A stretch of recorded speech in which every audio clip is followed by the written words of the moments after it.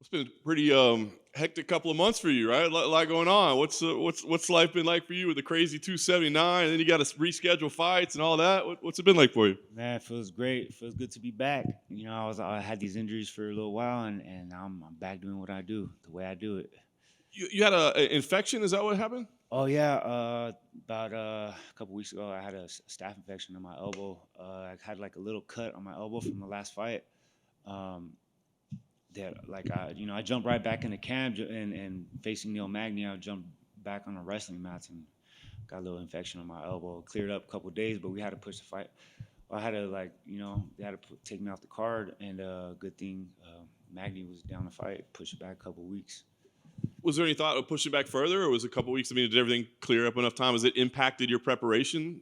Not really. It kind of gave me like a little break actually, because I was like just jump right back into camp, and I was in the process of moving like back to California, and yeah, that happened, and I want to go see the people that I needed to see to decide whether or not I'd be able to fight, and they were like, nah, man, this looked pretty bad. It was like actually really bad. I never had an infection like that, or anything like that. So um, yeah, we try to. I asked. I was like, man, see if he'll like he's down to fight in a couple weeks. I'm down to like clear up, and everybody's like, I don't know, man. These antibiotics are gonna mess you up, and I kept grinding. I started running a lot, try to stay away from anybody, and just worked on my cardio because I had a feeling. I was like, man, all right, this fight didn't happen.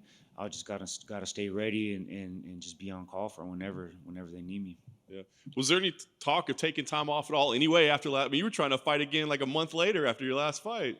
Yeah, I really want to fight Kevin Holland. That's what I was looking forward. I'm looking forward to fighting him sometime in the future. I'm down to fight him next. Winner of him versus Wonder Boy or whatever. We could do it. He just gotta. I'm waiting for him. But on top of that, like I'm just gonna stay training and it's go time for me. I'm in my prime and I keep taking short notice fights, and I want to be known in the UFC as that guy, and they could rely on me to be ready. Nice. I guess you wanted to keep the Neil Magny fight together. You were hoping he would wait. I mean, was this opponent like you really wanted? Um, I mean, it's another fight. It's a top guy. Is right in the ranks where I'm at, and it's a good matchup. I feel like taking out a guy like Neil Magny will definitely put me in a really really good spot as far as fighting. The next tier of opponents and possibly main events.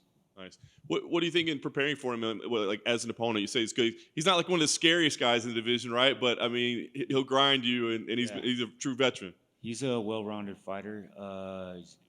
He's a true vet. He's got the most wins in the division.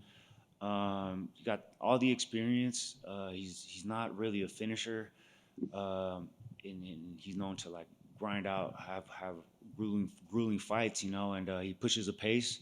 And in preparation for him, I just worked pretty much what I've been working on my whole career. Of me being a striker, a really good striker, and that's takedown defense and working off the cage and getting off the cage, and as well as my cardio. My cardio is great, and I feel ready. I feel great. Nice. Last thing for me. I mean, you win here, top 10 matchup next, or I mean, is Kevin Holland got to be the fight, or It what's the doesn't play? matter, man. Like if he just so happens to be a guy or that they're like, hey, you want to fight this guy in fucking 2 weeks, 3 weeks?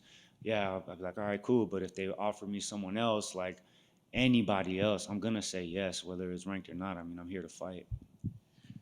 Daniel, as that whole situation was playing out with Kevin Holland and Hamzat and everything, was it just very frustrating that you saw that fight sort of getting away from you? Because I know you wanted to fight Kevin, and eventually you ended up sort of losing out. I was a little disappointed in Kevin at the time. I'm like, yo, what are you doing, bro? Like, I'm the guy. I'm the fucking person you got to be worried about right now. Like, why are you trying to fight this dude? And causing a big old scene, and it left me for a little while. Like, man, am I even gonna fight? Because he had messaged me that morning, like, hey, man, they want me to fight. Fucking calms out, this and that. I'm like, all right, so like, what about me? And then Tony ended up getting matched up with. So the real thing was left on my part was like, damn, am I even gonna fight? Because it was up to Lee to accept the fight because I was 9 pounds heavier, 8 pounds heavier, whatever. And yeah, he accepted it, so that was cool. It worked out. Yeah. But for a second there, it was like, God damn it. Yeah, yeah. And even at the hotel, we get back to the hotel, and they're fighting in the restaurant, and I'm like, bro, what the fuck, bro? Like, go upstairs. Yeah. So is that part of the reason why you want that fight? Not necessarily like so badly, but it's like, hey, we had that scheduled. I had you the day before, and then you kind of threw it away. So we want to get that done. Yeah, this is my second time being matched up with him, and some bullshit happens. You know, on top of that, it's a great matchup. It's my kind of fight.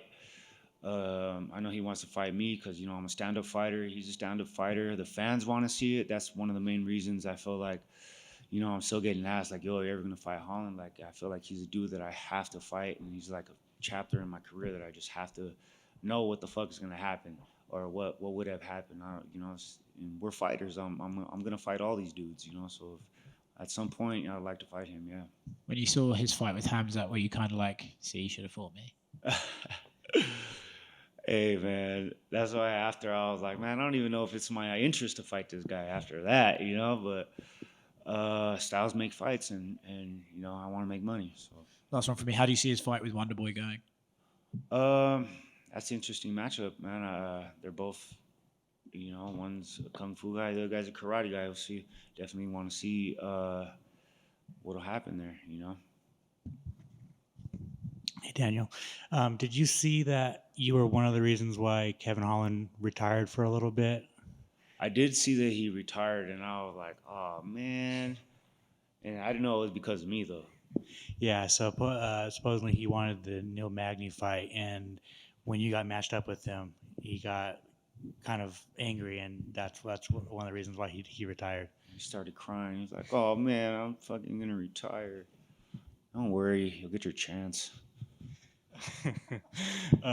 Also, did you see all of the, I don't know, the sadness of Li Jingliang? Like, he got this suit, but he didn't get to wear it, and then like a few weeks later, he wore the suit again and didn't get to wear it. Like, man, she's having bad luck, I guess, man. It's like he ain't getting no love these days. So yeah, I got a little bit of love for you, Jing. If you want that rematch, I got you, dog. Stop crying. And finally, for me, with the UFC getting back on the road, would you rather fight in Los Angeles or would you like to fight in Mexico? I've always said this. My dream venue to fight at would be Staples Center, bro. I've already fought at the Forum, but it's always going to be Staples Center to me. I've been to boxing fights, basketball shows, and for me, that'd be like the ultimate for me, you know, to fight in my hometown. Thank you.